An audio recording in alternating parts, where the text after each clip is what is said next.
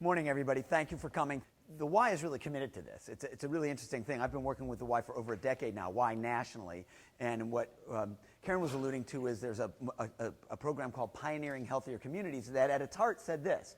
It's great that we have these great Ys that have rooms like this where we can have Zumba classes and people can take swimming lessons and work out and kids can come. But not everybody comes to the Y. In fact, if you look at the data, a small fraction of the population at large makes the time to go somewhere to exercise, whether it's a Y or a fitness center or anything else.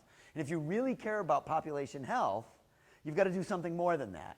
And to the Y's credit, rather than say, well, we'll just try to get more people to come in the door, they said, we'll go out the door. We'll go to where people are and actually try to build healthier communities. And so the premise of the work I do all over the country, much of it sponsored by the Centers for Disease Control, because it was in fact CDC money that's helped both of these, all of these programs sort of evolve, filtered down through local communities, through Ys, through lots of other agencies, state health departments. Indeed, you may have heard that in the state of Massachusetts we have a thing called Mass in Motion, Massachusetts in Motion, which is also a healthy eating, physical activity type initiative. So that's the context for this. That the health people have been talking about this for a while. The Y has been a really good and important partner in that nationally. And you guys, as two of these two communities, have really shown some commitment to this already.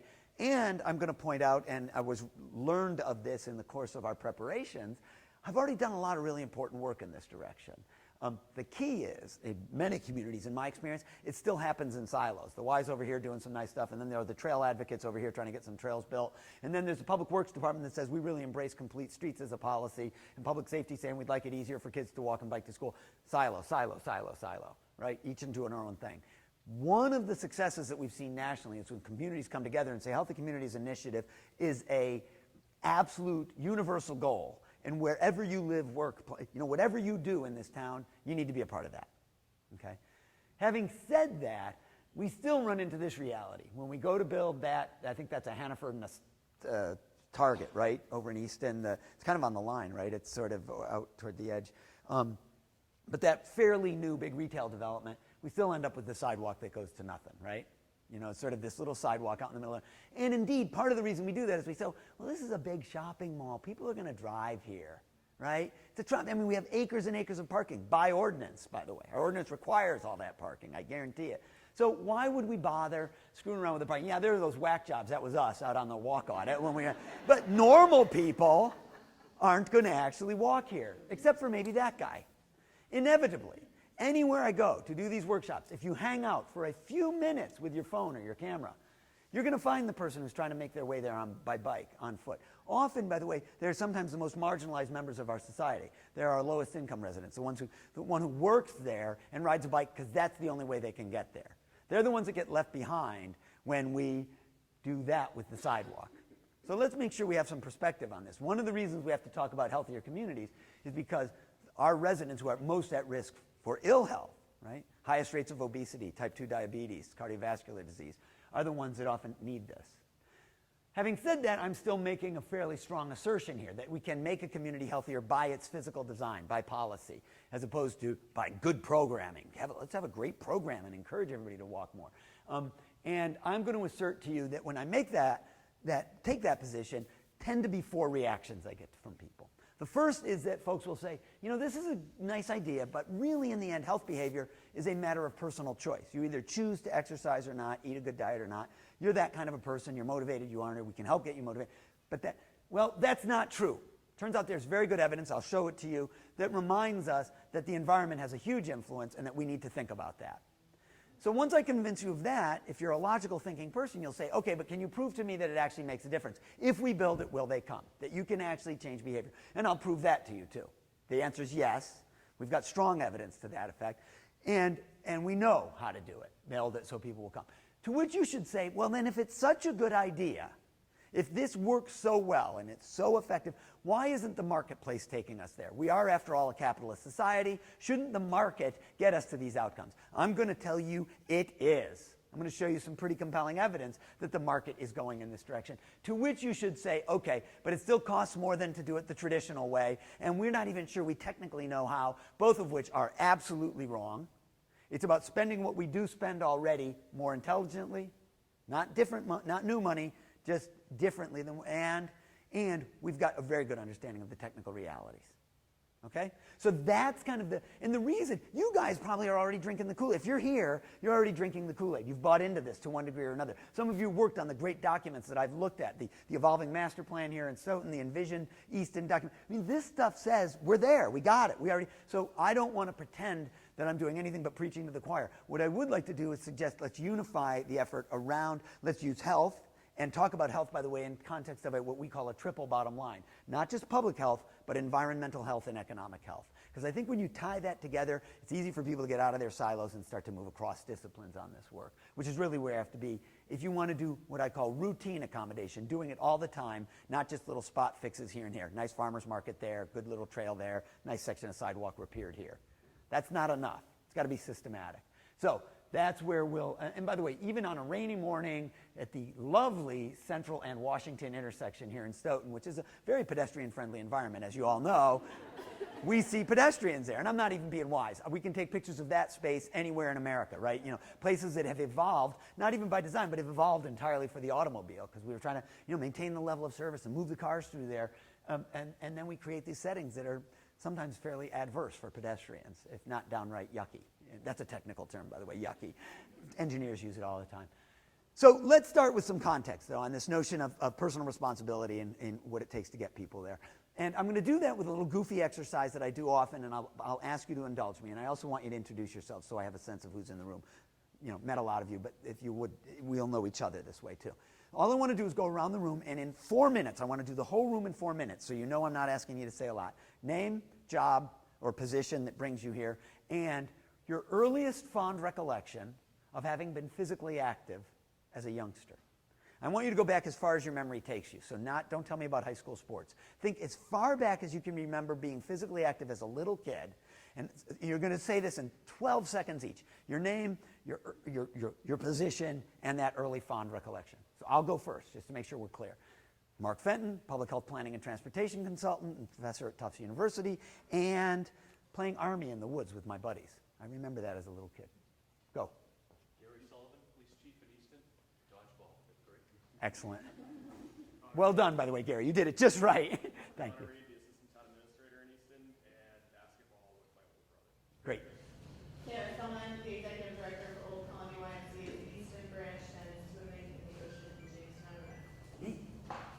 Keith Godwin from Easton, that's the plan committee, playing street hockey as a young child. Great. Yes, from Easton, Division Easton committee, and playing football in the backyard. Stephanie Danielson, assistant planning director, going exploring in a new development about a mile from my home when I was about 5. Come on. Climbing on mom's dirt. Do you remember the dirt when they were doing the development? Isn't that the coolest? My name is Gary Anderson. I'm the director of planning in Easton. Mine is playing with my family in a local park. Great. Jeff Stearns, Warren Curran, civil engineer, earliest recollection, probably baseball. Paul Jakes, Woodland Curran, civil engineer, racing in the backyard with my brother and cousins. Nice. Carol Nessler, Board of Selectmen in Easton, ripping every new pair of tights I had in first grade playing dodgeball at recess. You're getting yelled at for it, probably. Courtney Tom, I'm a marketing officer for Northeastern Savings Bank, and I would say riding bikes with my cousins. Kristen Kennedy, Director of Health and Community Services, and I would probably say playing with Knievel. I make ramps with Flipping Think of the things you should do with concrete blocks, plywood, and bicycles that were known. Susan Stiller, a director of Richard Gifts here, who I riding my bike all the way across Rockland with my friend, even though my mother, Very nice. Good morning, everybody. Jorge Cortez, one with the residents at Five Corners in Easton, and my earliest recollection is playing stickball on the streets of Brooklyn. My name is Peter Martin. I'm a recent undergraduate from the University of New Hampshire in community environmental planning, and I'd say coming home with dirty feet running through the marshes in the summer. Good morning, Hillary Lovell from Signature Healthcare. I work in community relations, and I'm probably saying one of my first dance classes. Karen Hall, director of the Stoughton Institution Counseling Aging, and playing kickball in the street. Paul Jacob, facilities manager at Town of Stoughton. Learned how to play baseball with my dad. Nice. TJ Recupero was in Stoughton, and my mom would say this time of year go out in the morning and come back when the bell rings for dinner. And not before. And not before. Right? I really don't want to see you for the rest of that day. Ellen Green, executive director here at Stoughton, of the Stoughton Y, and my recollection is the same. We were outside all day. That's all we did. I don't know, bike ride. It didn't matter. Right. It didn't matter, just outside. At the Stoughton Public Library, 5 brothers go outside and play. Nice. Joe Harding, director of maintenance and operations at Stoughton Schools. And I just football in the Street. I got a lot of wiffle ball in my neighborhood. Lived one state, retired, and roller skating. Great. With the old kind of skates with your key, right? Yeah. Joyce Sadie, school committee, and probably exploring the cornfield and running and hiding in my grandmother's farm.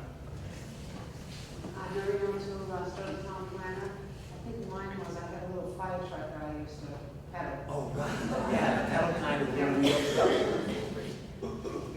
Raymond Garino, Old Colony Planning Council, transportation planner. My first recollection would be riding a tricycle with a whole bunch of other cousins and friends in the sidewalk in front of my house in Midland, Massachusetts, running around the corner. I'm Pam McCarthy, the economic development coordinator for Stoughton, and mine is going to the park when I was 3 and 4 while my mother pushed my younger sister in the car. Hi, I'm Shanice Bruce, the director of Stoughton Public Health and Visiting Nurses, and I think my earliest recollection is playing red light on the front lawn with my I'm Laura Markell. I already introduced myself. My earliest memory is playing with neighbors and siblings just across all of our yards. I'm Leah Seraphin. I'm the coalition coordinator here at the Old Colony Y in the Healthy Living Department. I would say flashlight tag. I'm Kendall Bennett. I'm the REACH program coordinator, and my first memory is Irish Decade. Thank you for doing that. And by the way, I'm really impressed by the mix of disciplines in the room from public to private sector. It's really good of those of you who made the time to do this. I mean, I know staff, there are lots of demands on your time. You could be doing a lot of other things right now. I hope that this ends up being valuable to you. That's my goal, to make it worth your time being here. But know that I appreciate it immensely and really respect that. Having said that, I want you to think about what we just did. This exercise, there was a reason for it. If you think about it, raise your hand as we recall things. How many of you were largely thinking about things that occurred at a scheduled time and place? How many had to have an adult present for the activity you recalled? How many had to have uniform? How about an umpire or a referee? How many were only with kids of the same age and gender as you? How many were with a variety of kids, sometimes older and younger kids, boys and girls playing together, right? Did you see how much that was a theme? You were getting together whatever you could for the kickball game, the wiffle ball game, or the brothers and sisters. How many remember there not necessarily being an adult around when you were out being physically active? How many specifically recall doing stuff you could not have gotten away with if an adult had in fact been present? You'll notice even our law enforcement officer's hand went up because he's an honest man, and I appreciate that. We all have those, the riding across town when you were told not to, and there off we went. We were. How many remember activities that in fact involved a wheeled vehicle? Some of us mentioned skates, scooters, bicycles, tricycles, but lots of us had a wheeled vehicle in our life at that age, didn't you, of some sort or another? How about water? Do you remember, even if you didn't live near the ocean, swimming in it, fishing on it, skating a frozen pond? How about just playing in a neighborhood creek or, pond or puddle or whatever? Okay, so water. How many of you, if you'll allow me to use the term of art, would have called yourself, in that time in your life, a free-range kid? Yeah, I was a free-range kid. Hands up for that. Okay, so now listen to the last two, because these are the important questions. How many believe the majority of kids growing up today are free-range kids? Majority of youth today. Last question. How many think it's good for America's youth that we're raising a robust and healthy generation by virtue of them not being free-range? Good thing we don't have free-range kids anymore. Hands up for that. Let's think about what we've just said. Just be very clear. As recently as a generation or two ago, we had a lot of free-range kids. It's not that long ago. We're just not that old. 30, 40 years, whatever. In some cases, 15 years ago, right? Younger people in the room. A lot of free-range kids. We also agree there are not so many anymore, and we concur it's probably not good for them. To which I ask one simple question. What exactly are you doing about it? It's one of the reasons I served 6 years on my planning board in my town. I live in Situate. That I do this work, in fact, is because I believe if we aren't working to restore a world for free-range kids, we're dropping the ball for that generation. And we have, it's one of the, I think, most compelling obligations we have as a generation, is to do that better. Now, when we ask parents, why can't you let your kid walk to school every day like Mark Fenton did from 3rd grade on? Take off on a Saturday morning, as some of you described, and not come in till in our town, the 6 o'clock fire whistle. Literally, don't come home till then, right? Why can parents not do that now? What's their first answer? Safety. Not safe. Scary men with thick mustaches are hiding behind every tree. The mustache men are out there, right? And I'm not making light. I'm a dad of a 19-year-old son, 17-year-old daughter, went through all those scary times in their life when every time you expand their radius of responsibility, you're a little nervous about them walking a little further. Now to the pizza shop. Ooh, going to the theater without adult supervision. We're going to go ride our bikes across town, right?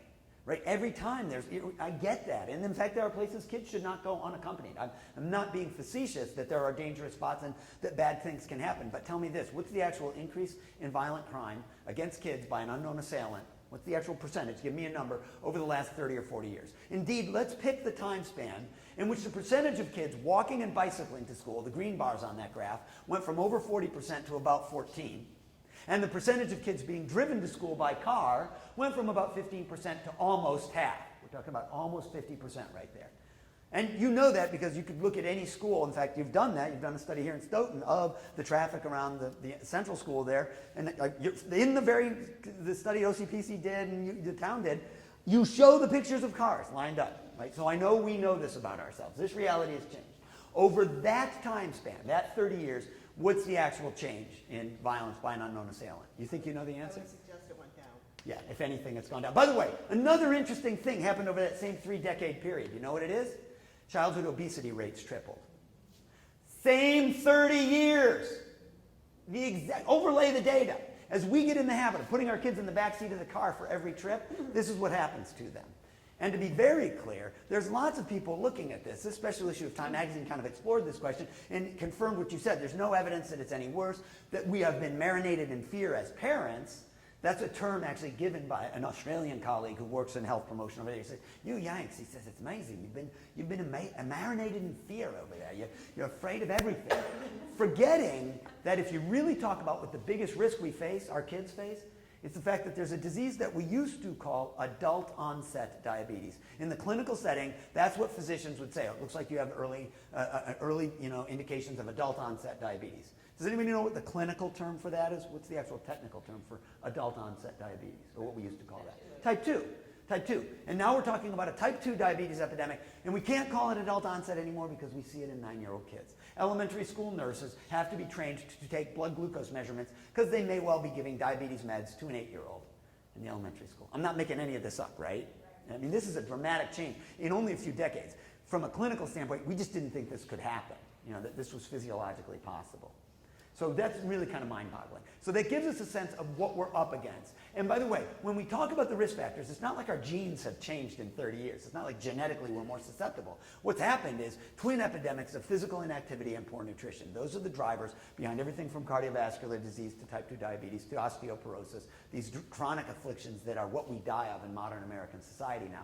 And indeed, those are the two epidemics. People want to talk about an obesity epidemic. That's really just a marker. I also don't think it's a very good thing to focus on because it gets into this whole problem with body image that's led to really an unhealthy discussion about that side of the equation. Let's talk about the two factors, which, by the way, if modified, even if your weight doesn't change, you'll live a longer, healthier life. Let me say this again. These are independent risk factors. If I can help a kid be a little more physically active and eat a better diet, they're going to live a longer, healthier life. You're nodding because this is data we talk about all the time, right?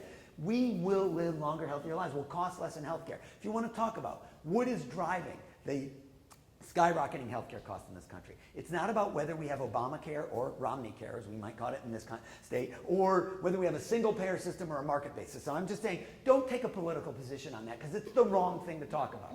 When I've had a chance to give legislative testimony, which I have, And legislators or staff want to talk about whether it's a good or a bad thing. I say, shut up, you're talking about the wrong thing.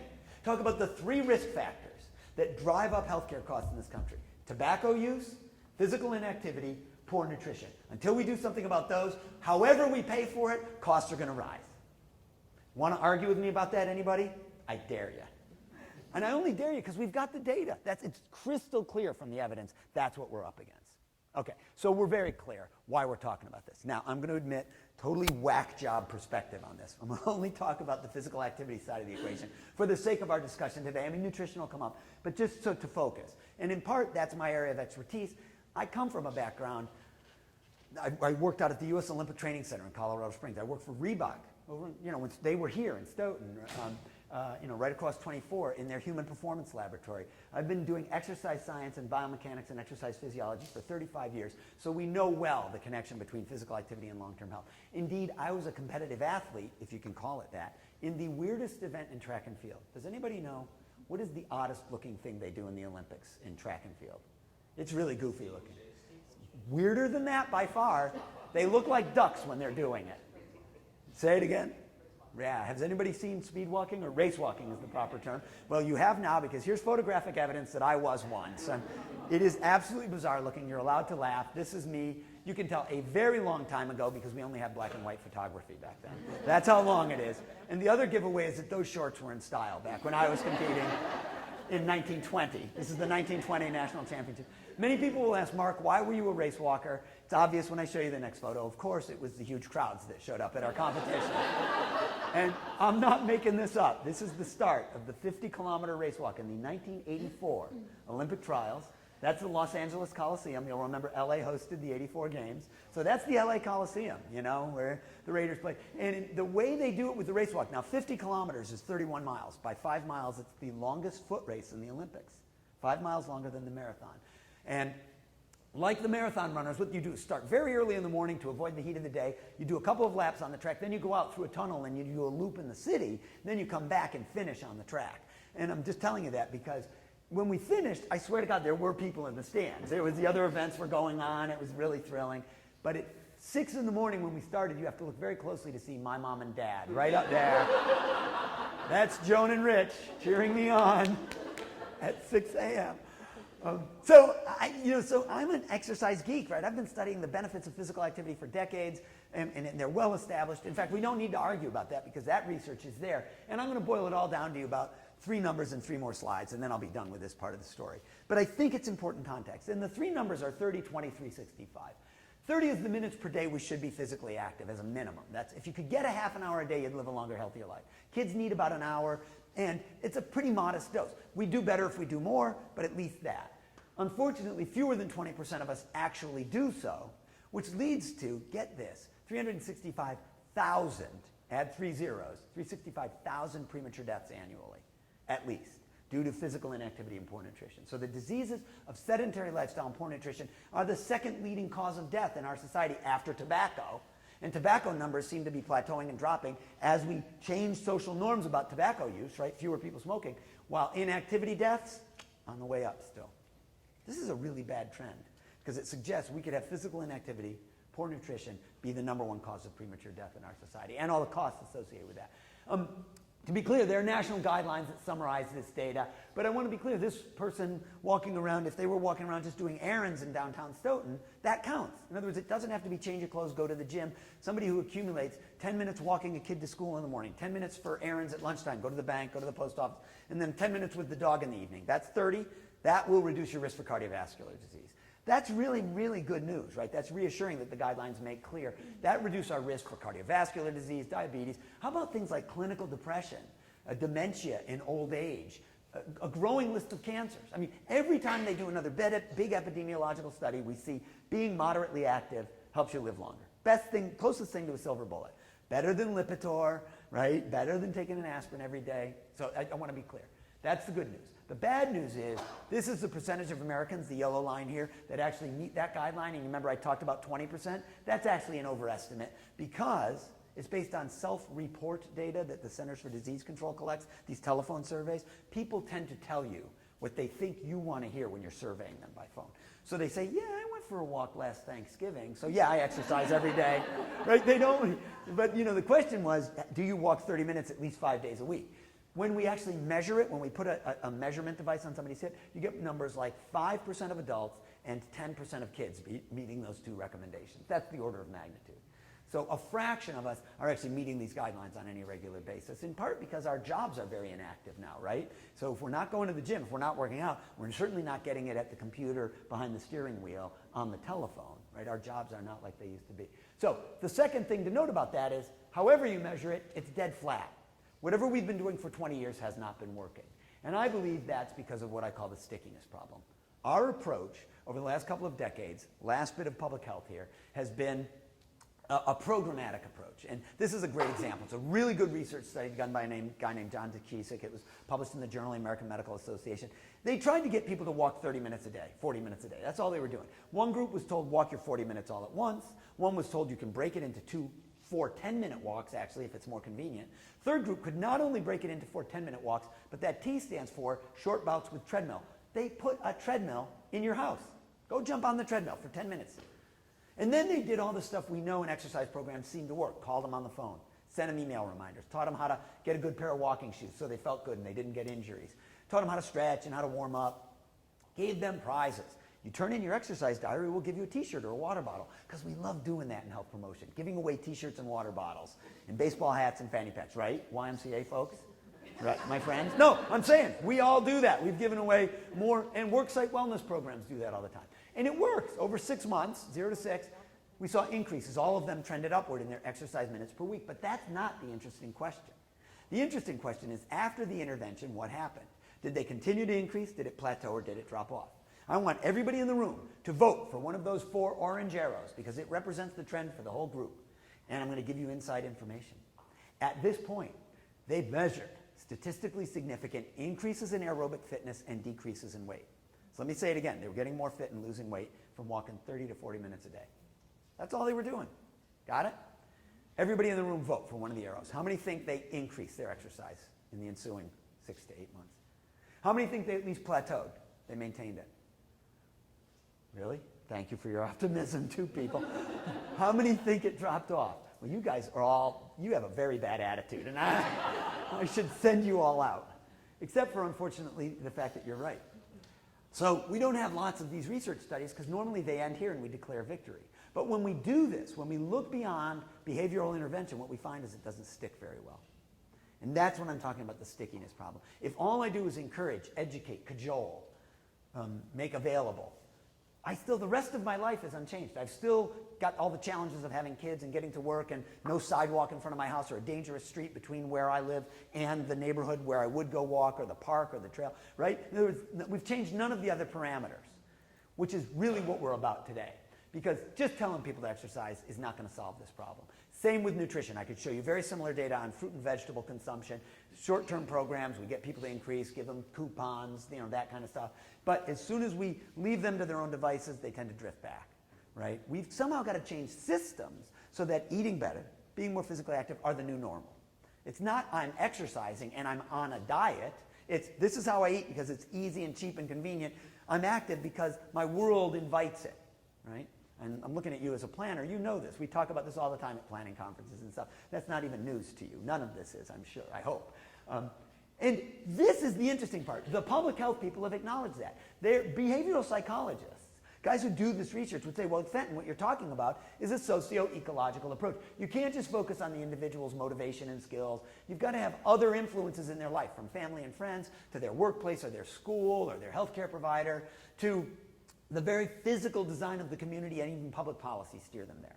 Unless you think this sounds like the nanny state, we do this all the time in public health. It's a very normal approach. For example, with regard to tobacco use, we weren't successful by saying don't smoke, it's bad for you. We've also taxed the daylights out of the product, made it hard for kids to get it, right? So they can't get addicted to nicotine early, right? We've made public place smoking, I'm sure this is a 24/7 smoke-free facility, isn't it? Please tell me it is. Right? You don't have a smoking lounge somewhere on the grounds, right? We've moved beyond that. And I say that because when I was a kid in high school, there was a smoking lounge in our high school. Think about how social norms have changed. When I was a competitive athlete, flying to the national championships, I had to ask for a seat in the non-smoking section of an airplane. Do you remember what that meant? It meant 2 rows in front of an imaginary line. And I'm not making fun of smokers. I'm just saying we exposed ourselves to a lot of secondhand smoke until we realized the health costs. And then we changed the social ecology. Now we're doing, smoke-free parks and playgrounds and smoke-free multifamily housing. It's a really dramatically different world.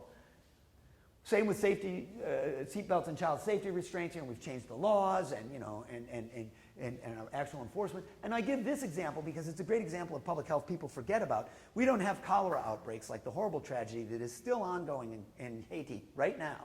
And we don't have them. Why? Somebody tell me why we don't get cholera outbreaks in the United States. It's not because we tell people don't drink dirty water. We've built systems to treat it, and furthermore, I can tell you from my time on my local planning board, we do an exhaustive review when we're permitting a new subdivision of the stormwater system and make sure that either their septic or their sewer connections all meet very, very stringent best management practices, right? Did I make any of that up? Lots of effort is put into that. Frequently, we will hire a third-party engineering firm to do an evaluation in detail to make sure an unbiased analysis tells us everything's going to work right. Right? You guys may well do that kind of analysis. And we do that so we aren't drinking water with poop in it. That's what we're doing. Because we've decided, despite the cost, there's a great public health benefit. Indeed, should a developer come to us, my town, my planning board, and say, hey, we're coming out of the recession, we really want to amp the economy up, everybody wants to see the economy get going, the construction industry move. I know it's in the ordinance, but we'd like to save a few dollars, so we're going to go with open pit toilets behind the houses rather than do the big costly septic or sewer hookups. What would my board say? I hope. Not going to happen. Same guy comes and says, Mark, I know the ordinance says we're supposed to do it, but we really want to save some money. Would you grant us a waiver on the sidewalk requirement or making us attached to the nearby rail trail because that's going to cost me extra? What do we sometimes do? Particularly if that subdivision happens to come down to arterial road that doesn't have a sidewalk. In his justification, A, it's a sidewalk to nowhere. What do? We cave. Said, fine, give him the waiver. As opposed to saying what? What could our answer be? And why? What would be our rationale? Because there is one. This is important because you've got to know this answer if you're going to do this work. What do you got? You're saying an answer, but you're saying it quietly. Go for it. Yeah, you could do that. You could also say our long-term goal in our master plan, in Envision Easton, in the very documents that you guys have created, says we're going to build a network of pedestrian and bicycle facilities. And it's only going to happen if we do it incrementally over time. And you're going to do this piece when you build this, just like you're going to do the sewer attachments and the utilities and everything else that's required by code for public health and well-being and safety. You're going to do that too. And at least within the subdivision, the kids will be able to walk to one another's houses, not in the street. And eventually, over time, we're going to get that section along the arterial, and you're going to connect to that. Oh, and by the way, the portion of your property that fronts on the arterial, you're obligated to do that section too. I mean, we should be doing that as a matter of course. Do the section on the frontage, not just within. Is everybody with me on this? Because this is a fairly important, subtle but important point I'm making about how we incrementally get this job done. Because nobody's writing us $1 billion check to go fix it tomorrow. So we're going to do it routinely over time. Questions? So, that's fine. That'll work for some people. It's necessary, important, but until we build a world where we're being active as a part of daily life, and I show you the 3, what we call active transportation modes, walk, bike, and transit, until that's the new normal, we're going to be fighting an uphill battle. That's really what the data I've just shared with you says. Telling people to exercise not enough, even when they intend, in that study, to do the right thing, unless we change the environment, we don't get them there. So, you should ask this. This is the next logical question. Can we? Is there a way to create environments where people will be active? What do you as a planner think? Of course. We talk about this all the time. We read these, we got journals full of examples of this, right? Peter, you're a recent graduate in environmental planning. A centerpiece of your study was the fact that we can do this, right? Yeah, you talked about it a lot. Your senior project was on it. So here's the cool thing. I read this literature closely. I'm going to vastly oversimplify lots of really good research and say 4 things tend to characterize settings where people are more physically active as a matter of course, without thinking about it. This is what most studies, you can parse their results into one of these 4 piles or multiple. You see a greater variety of different kinds of destinations in close proximity, right? So mix of land uses is what a planning person would call that. Then there's a good network of facilities connecting them, things like sidewalks and trails and bicycle lanes and a transit network. 3, when you get to that destination, it is designed in such a way to reward you rather than punish you for showing up without a car. So the site design. So think, I've just talked about 3 different scales. The big scale is land use, where we put stuff. The next scale down are the corridors that connect those uses. And then the micro scale is at a destination itself. How's it designed? Building up at the sidewalk, building behind acres of parking. Bike rack, no bike rack, right? That's a gross oversimplification. It's also exactly what the research tells us. You could quibble with me, but I think if you read the literature, you'd find you could parse it into the... And then there's a body of literature that says safety and access really matters too. The school can be close, there can be a sidewalk, a nice bike rack brings it up to the street. If I still feel I'm going to get run over getting there, or mugged, then I'm not going to walk or bike there. So we have to have that sense of safety and the physical facilities that get that. By the way, when we talk about the safety from crime issue, there are lots of design attributes. There's an entire discipline called crime prevention through environmental design, or CPTED is the acronym we often use. You may be well aware of it. But you'll find most of the principles they talk about are the things I'm going to show you, A. And B, you ask a law enforcement officer what's one of the best ways to make a street feel safer. Should I put call boxes? Should I put lighting? What is their first answer often? My experience is lighting. Yeah, lighting? What about other people?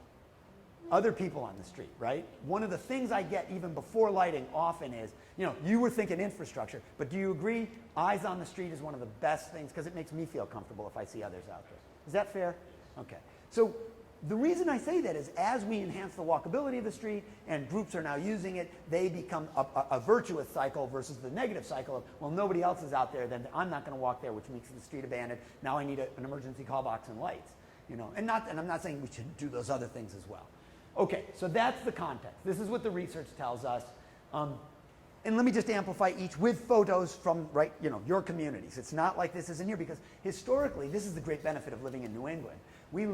Our towns grew up, we're not Phoenix. We didn't grow up in the automobile era. Our towns grew up on a scale that was pedestrian, bike, or even horse oriented. In other words, they're compact, they were mixed use. We tended to have historic downtowns that had community greens or public space. Love that park that you guys showed me when we were visiting. Compact neighborhoods. Houses weren't on big 2 and 3 acre lots on what we call subdivisions in the modern era. They were on grid network of streets that were compact. We had things like our schools and our post offices and our shopping and our town halls right in the core. We often had mixed use right down to the parcel level, which means within a given piece of property, retail on the first floor, housing or offices above that. Even in the smallest New England towns, I can find main streets. I can go out to Iowa and find main streets in tiny farming towns. They typically had a main street that had retail and housing mixed. It was just how we built stuff. Everything was within walk and bike distance. Second is the network of facilities, certainly sidewalks, but multi-use pathways and trails, on-street bike facilities like bike lanes, and transit. I'm mentioning transit because there is a growing body of research that shows us regular transit riders are statistically more likely to meet the physical activity recommendations. So whether you're a transit fan or not, whether you want the train or don't, I'm just telling you dispassionately, without opinion, the evidence tells me use transit, regular basis, you're more likely to get more daily physical activity because the act of walking at either end of the trip, even if you're somebody who drove to a train station here to commute into Boston, you will get off that train and walk to your work site probably, or walk to a subway. And so that's logical, I think. I think most people don't have a problem with the intuition on that. When we talk about bicycle networks, I want to be clear, it doesn't mean stripe a bike lane everywhere. We know that there are a hierarchy of tools depending on the type of road, the volume and speed of traffic. The reason I'm saying that is I don't want you to go to your public works teams and say, okay, we've got to stripe bike lanes everywhere. Because that may not be the right answer. On a low volume neighborhood street, riding right on the road as a vehicle may be appropriate. Or a shared use arrow. Have you guys seen those? They're all over in Boston, but you're starting to see them around the Commonwealth now. Shared use arrows are sharrows. It says to the driver and the bicyclist, look for each other. You're both going to be here. It's a shared lane.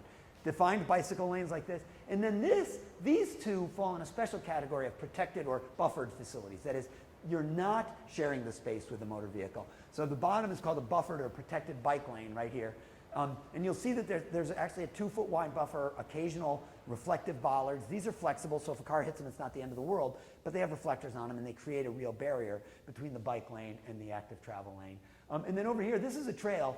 Actually, it's out in Sacramento. It's called the American River Trail. And I'm going to tell you a quick story about it.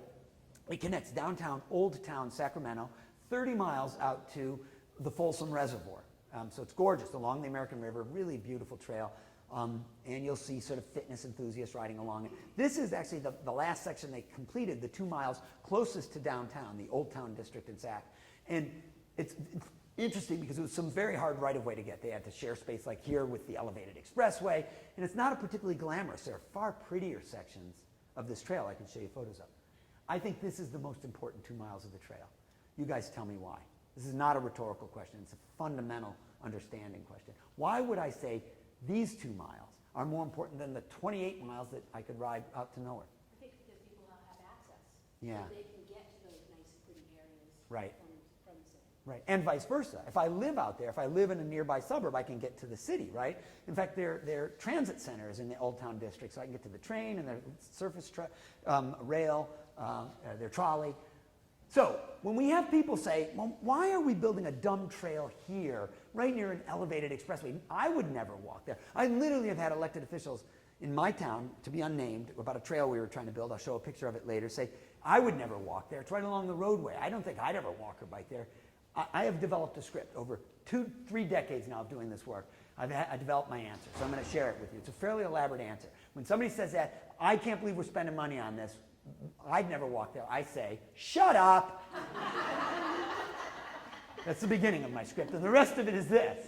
I said, I don't care whether you'll ever walk there, because this guy, if he rides on that trail, on any kind of a regular basis, he's one less car on that highway, so he reduces congestion. He's one less car we have to park downtown, so I don't have to give over great quality real estate to a parking space. He reduces his greenhouse gas footprint. He reduces his air quality impacts and water quality impacts from all the junk his car leaves on the ground and washes into our stormwater systems. He furthermore, because he's in your health insurance program, when he doesn't have a heart attack, your health insurance rates don't go up. I don't care whether you ever use the trail. If this guy uses the trail, you benefit. Shut up!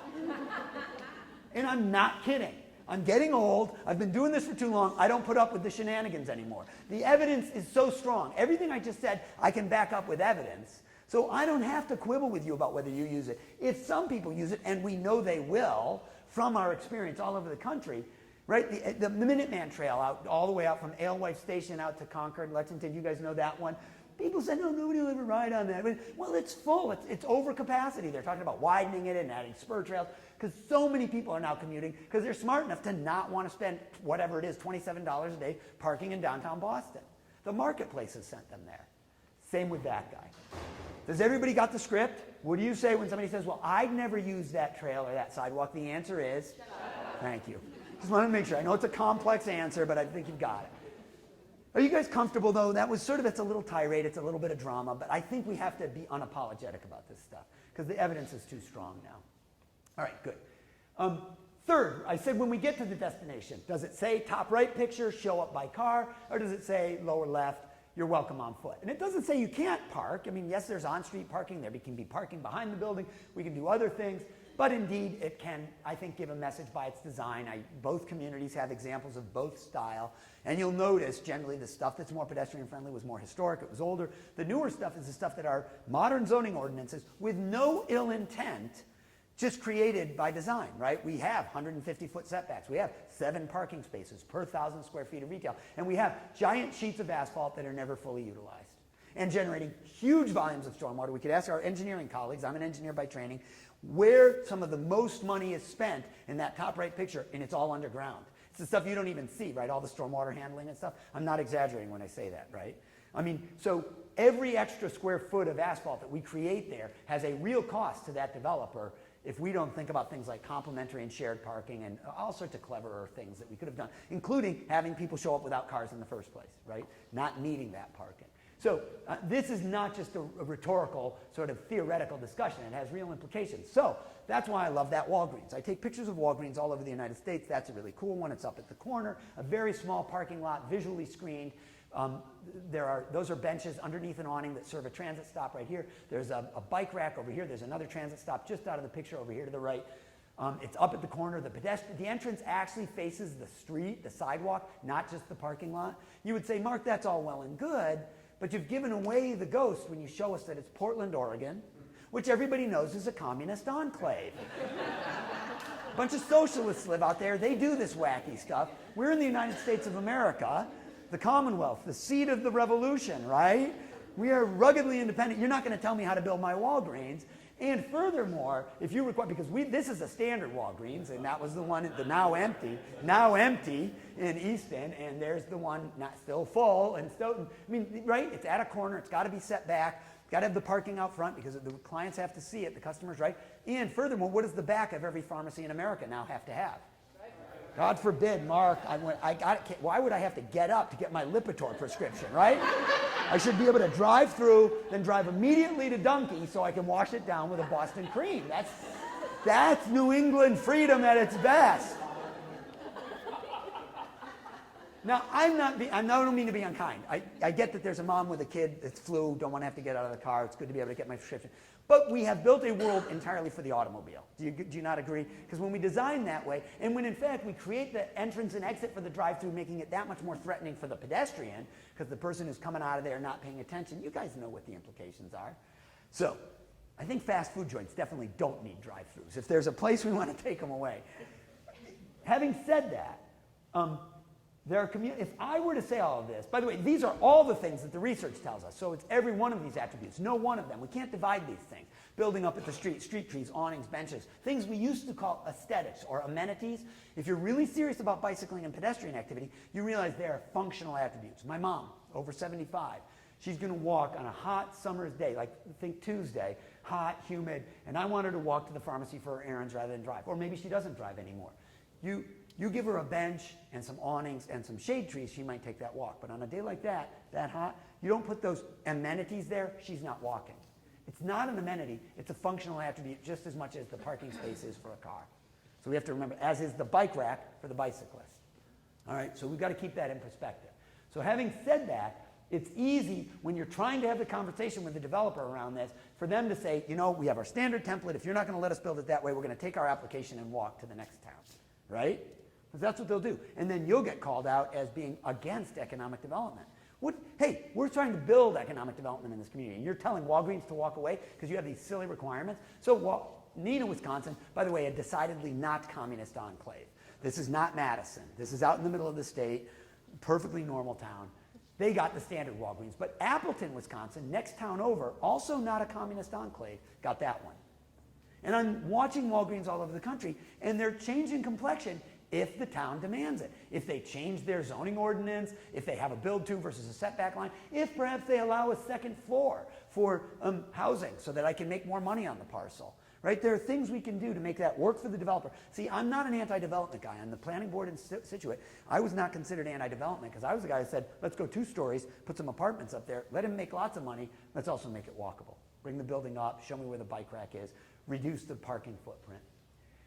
When we're on the night of the public hearing and developers saying, I want to do this, board or staff is recommending the picture on the lower left, and they got to make a decision. They got to vote. Risking the applicant walking away, what helps during that public hearing? The board stick to their guns. What's one of the things we can do? Absolutely right. If there are some people, and you know because you do this, right? Often it's you, the developer, his lawyers, his engineers, and nobody else in the room. You give me a half dozen thoughtful people lined up ready to do this. Thank you, Mr. Chairman. Mark Fenton, 25 Crescent Ave. Thanks for the opportunity to testify. I just want to remind the board that although all Americans should get 30 minutes of physical activity a day and kids should get an hour, fewer than 20% do, probably closer to 10, leads to 365,000 premature deaths a year. Furthermore, my mom, who doesn't drive anymore, and my daughter, who doesn't drive yet, won't be able to come to this pharmacy if they got to walk across a giant parking lot and play Frogger to get to the front door. But if they design it the way that the staff has recommended and you, the board, are considering, it'll be safe, and the business is more likely to see me and my family as patrons. So they'll do better, as will the community. So I urge the board to stick to your guns. Thanks for the opportunity. Wouldn't it be nice if we actually got testimony like that once in a while at a public hearing? And you know, a handful of people, that's why these initiatives are important. I said this to Lauren and Leah the other day. I think one of the most important things these types of initiatives can do is build some community support, educate people, help them have some of these talking points so that staff and boards get the support to do the right thing. Because it's much easier if you've got the public support as opposed to if you're just some wacko out there in left field saying, I'm the sidewalk guy. Which you can imagine I was in Situate for years until I got a second person on my planning board and then a third. I lost a lot of votes 4-1, then I started losing them 3-2. Then I started winning them 3-2 when people realized this stuff was important. And then really quick, we started winning them 5-0. Because you don't want to be the idiot that says, no, I don't want kids to be able to walk safely to school on a 3-2 vote, right? So all of a sudden, people started to get it. So I just want to make that clear. You can do it. So let's give them the support. That if you were to ask me action items for these initiatives in these communities, it would be getting people empowered to provide the support to the staffs and boards that want to do the right thing. And by the way, I'll go a step further. If you've got people on the boards that don't want to do the right thing, it's probably time for them to move on to their next civic activity, which is not granting bad permits for, unhealthy designs. Quick side note here. This is a technical note. I'm a big fan of sidewalks, as we've been alluding to. However, you'd say, well, Mark, do these meet your criteria? And notice where the pedestrian is in each case when the sidewalk's right at the curb edge. Where do they tend to walk? As far from the car. You really are as far from the car as possible. You're sort of throwing away the first 2 feet. I can get pictures of this all over the country.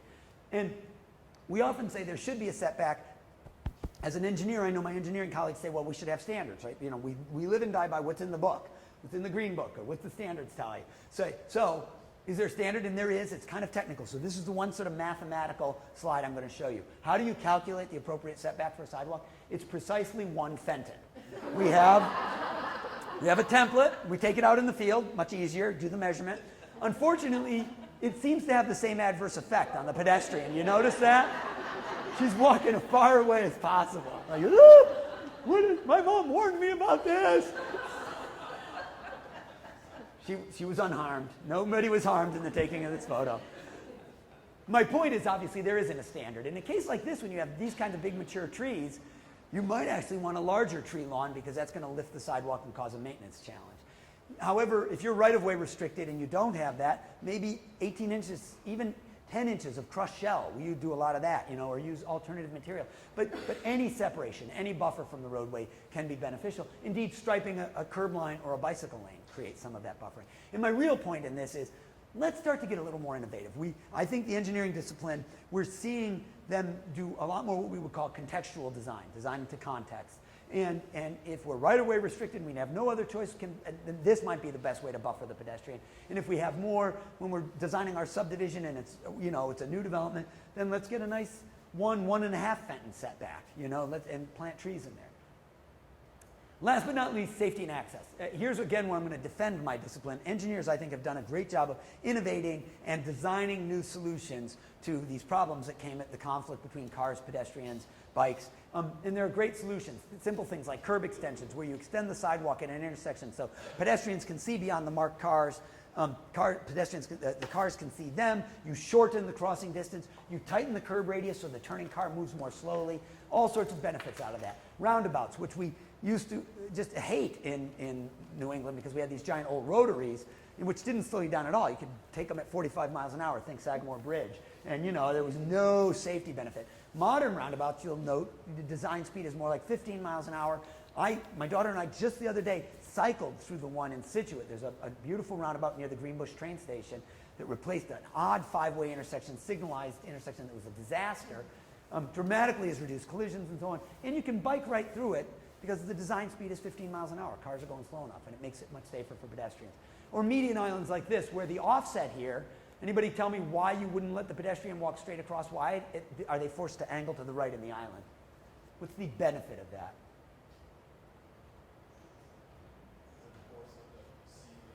Precisely. They're actually looking toward the oncoming traffic. As you get to the island, the act of going like this is directing your gaze. So by design, I'm increasing the likelihood of an appropriate yield, right? I'm going to see the car or the driver make eye contact. It's a little thing, but I don't design median islands without this now if I can possibly do it. In other words, if we have the landing spots on both sides of the street, it's just a simple piece of the design that makes it. And by the way, you get a little more storage space. If you're pushing a stroller, a diagonal like that is a little longer.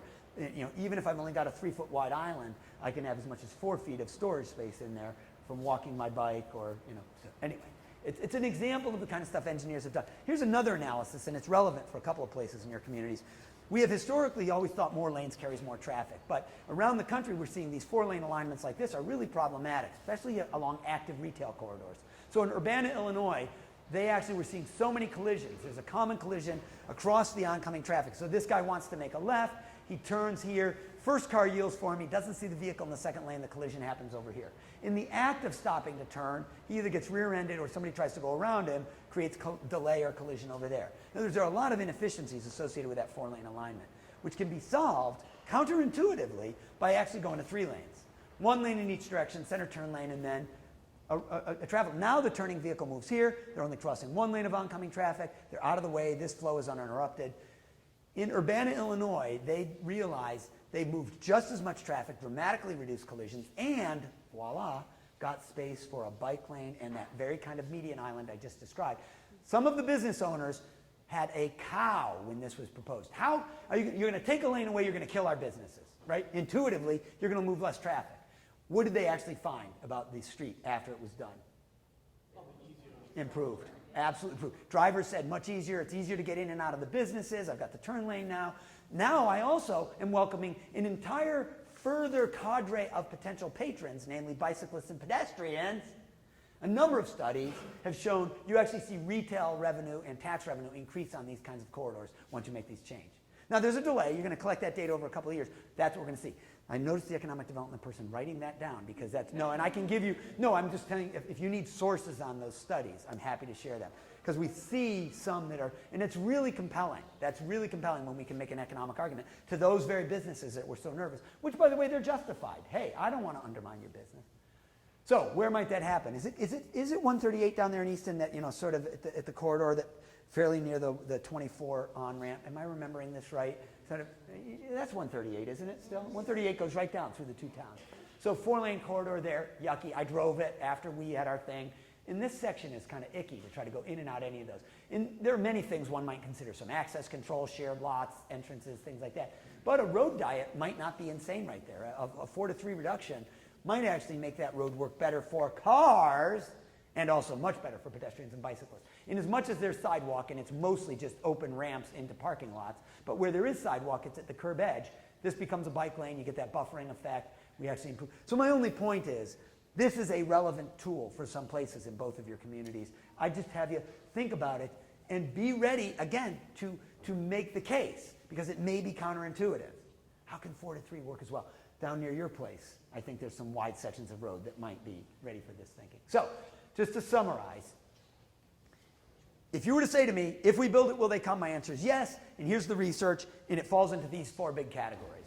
That's a great website, by the way. If you're a geek for this, if you're a nerd for this kind of stuff, this website, activelivingresearch.org, maintained by University of California, San Diego, has great bibliography of the studies that sort of make this case. Questions on this part of the argument?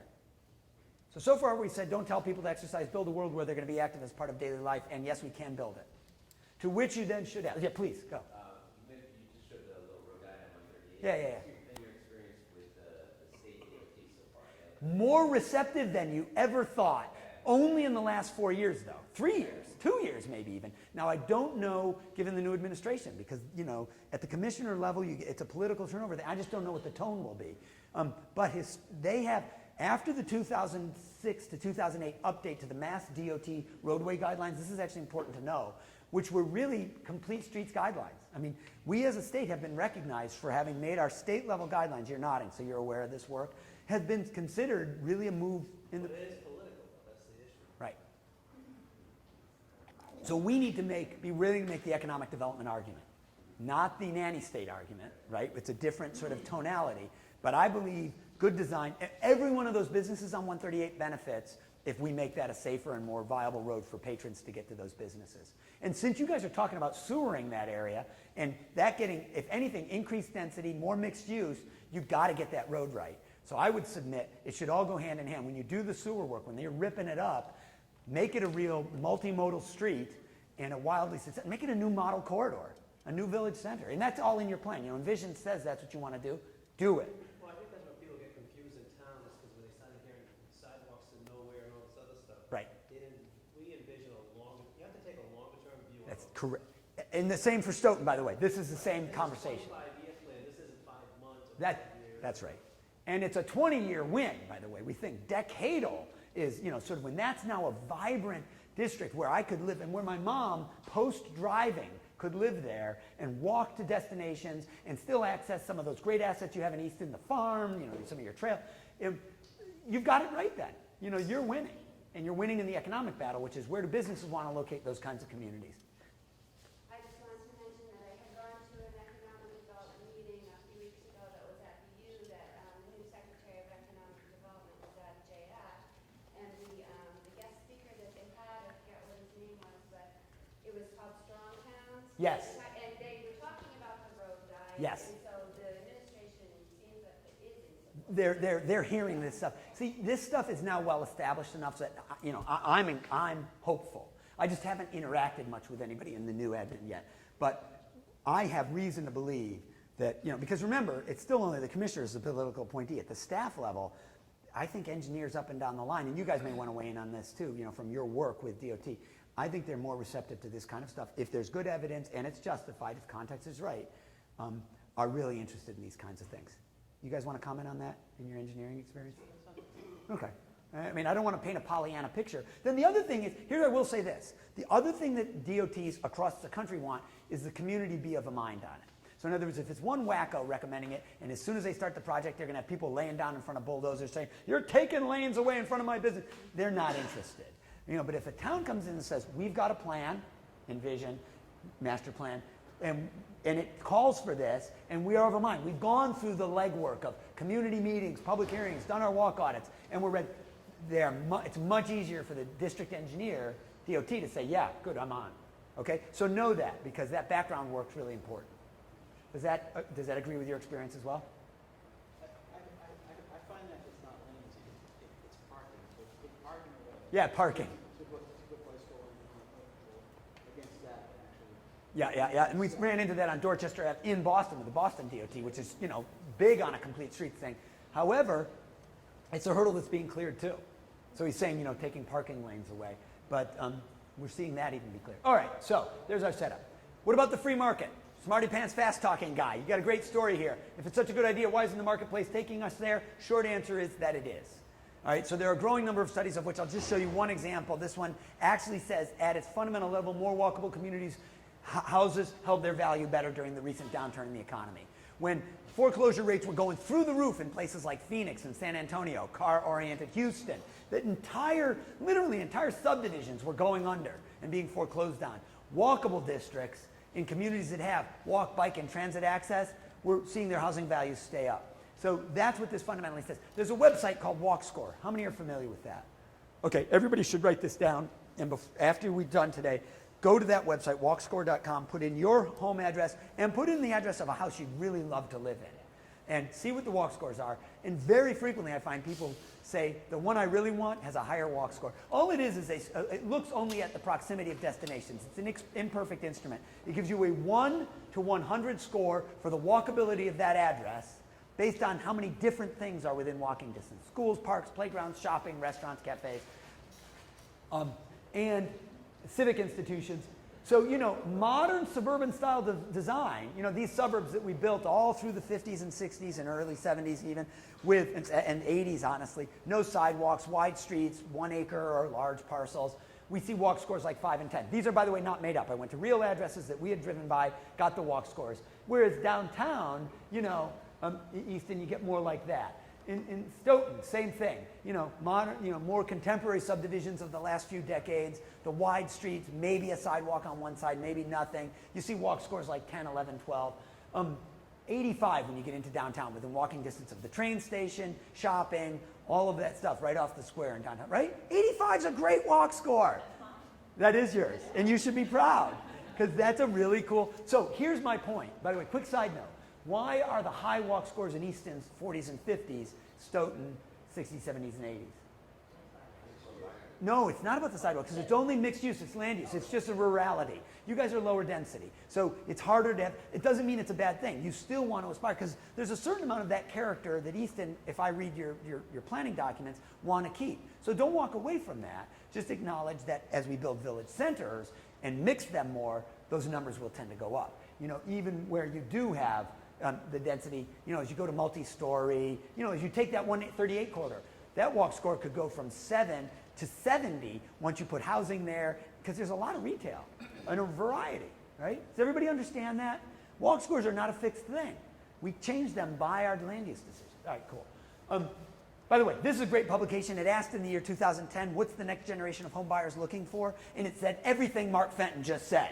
It doesn't really say those words, but effectively read it. It says, in-town living, access to public transportation. Look at the picture, for God's sake. A girl on a bike with a baguette and sunflowers in her basket. It looks like the frickin' Netherlands, right? Oh, look, Amsterdam. But this is not a publication of the Sierra Club. It's the National Association of Realtors. Because realtors survey their members every year, and they ask, what are you selling? This is what they're saying. Look at 2010. This publication is called On Common Ground. Every year they publish a summer version that looks at their annual survey of members. Again and again and again, we're seeing access to schools, parks, playgrounds, the ability to walk, ride my bike. I don't want to have to start my car for every trip. It does not mean every American's turning into a lycra-wearing, ride my bike 25 miles to work geek. It's not that. It's just I don't want to have to turn the car on for every trip. Because all we need is them to walk 15 minutes to the coffee shop and back. We got our 30 minutes, and you've changed the dynamic in your downtowns, by the way. And you're not screaming about parking. We're screaming about where are the bike racks. But the one for me that did the job was when last March, the publication of the American Association of Home Builders, National Association of Home Builders, cover story was Walkability, Why We Care and You Should Too. One of the 6 case studies of walkable development in the 21st century is from Concord or West Acton, Mass, right on the line there. You could plop into Easton. I mean, from an architectural style, from a density, even from the feel of rurality. In other words, they didn't just use examples from Portland, Oregon, and New York City, high density. They showed examples from even more rural communities, and bingo, walkability. Builders are saying, they don't care whether anybody gets 30 minutes of physical activity a day. Their job is to drive the last nail in their house and sell it. That's how they're successful business people, because they got to go to the next one, right? They don't want it sitting on the market. What they're saying to their members is walkability sells houses. Does anybody have any questions about the marketplace shifting here? This is driven, by the way, if you read some of the research, largely by 2 population booms. The Gen X, the millennials, basically, many of whom want to live car-free. They've got, Hubway bike memberships, and they've got Zip car memberships, and they've been accustomed to this, being able to walk and bike everywhere, and that's what they want. And empty nest baby boomers who don't want to have a big lawn, who want to be able to walk to a coffee shop and their doctor's office and a transit stop. Because when I go into a Red Sox game, I don't want to screw around with parking. I want to be able to take the train in, walk, have a dinner, go to the game, right? It's a different, I'm ready to live that car light, not car free, car light lifestyle. Indeed, even as we look at retail development, really innovative things are happening. Like strip malls and boxes like this that are at 40%, 50% vacancies are being redeveloped. This is one in Winter Park, Florida called Winter Park Village. I usually make fun of malls that have names like that because they're not villages, they're giant sheets of asphalt with a bunch of boxes. They use these, Winter Park Town Center, and they put an E on the word town and spell center, C-E-N-T-R-E. So now it's got its pinky up, right? They've dressed it up, but it's still a big giant mall with parking lots. This one isn't. They tore up half of the parking, created facing sets of multi-story building, retail first floor, housing above. Swear to God, there are apartments over a cheesecake factory in here. And I said to my wife, who the heck would want to live at a cheesecake above a, and she goes, I would live above a cheesecake factory. She said, and if there were a brew pub next door, you would live there too. And I said, you are absolutely right. No lawn, beer downstairs, we're good to go. So my point is, there really is a generational shift, multi-generational shift, and a real interest in this kind of development. Realtors are doing it. That's a Barnes & Noble. The stores on the first floor, those are apartments next to Indiana State University. That Barnes & Noble could have ended up on the strip next to the Lowe's and the Target on the edge of town, but it didn't. They worked with them. The zoning ordinance gave them rewards for doing this, and that's where the developer went. Okay? It can happen. So what we're really talking about now is the triple bottom line. I alluded to this before. If you follow my prescription for the community health, getting the 30 minutes a day, what you also get is economic health and environmental health. Less air quality impacts, less traffic, but indeed this economic energy that I think is perhaps the most compelling argument we can make to our elected and appointed boards. Questions on this part? Home stretch now, because then we're going to talk about, okay, so what might we be doing here? Good? Buying the argument? Okay, how do we get there? Well, we do stuff like you're doing. Go out for walk audits. You guys were so cool to take me out, even in the rain in Easton. There we are looking at the Central and Washington intersection, talking about the pending redesign there and the redevelopment of this parcel to the right here, the work going on in downtown Easton. Interestingly enough, I was asked to write an article for the journal Childhood Obesity, which I wish was titled Childhood Physical Activity and Nutrition, because those are the two risk factors we want to alter. And they said, okay, you've been doing this work for 25 years, you're sort of an expert. That was very gracious of them to suggest that, but what do you think is going to turn the tide on the childhood obesity epidemic? And they thought I was going to write about like school walking programs and, you know, t-shirts and water bottles and pedometers. I said, okay, I'm going to give you a review article based on the evidence, big bibliography. It's not going to be what you expect. So I submitted an article that talked about these 5 things. Because if you ask me what's going to break the back of the childhood obesity epidemic, it's going to be this or nothing. It's not going to be more PE in schools. That'd be great to do more PE in schools. I'm not saying we shouldn't, but that will never be enough. We just can't. That won't be enough. They need to be free-range kids again. And these are the things: changing our planning and zoning practices, adopting complete streets, building trails, not just for recreation, but back to the most important 2 miles of that trail we talked about, trails that get people places, right? So that's what we're going to talk about. The first step, when I look at communities, you say, Mark, what characterizes the successful communities you've seen do this work around the country? They pull together an interdisciplinary team. Now, this is interdisciplinary, and it looks like a team, but it's really big. And if you tried to build an organizational chart with all those names on it, it gets messy really fast. You'd say, start with the health and planning and transportation people. But pretty fast, I need the Heart Association and Diabetes and Cancer Society and the Y, Parks and Recreation and the trails and the big developers and the employers and the hospitals, and yeah, even the wacky bicycle and pedestrian advocates out there.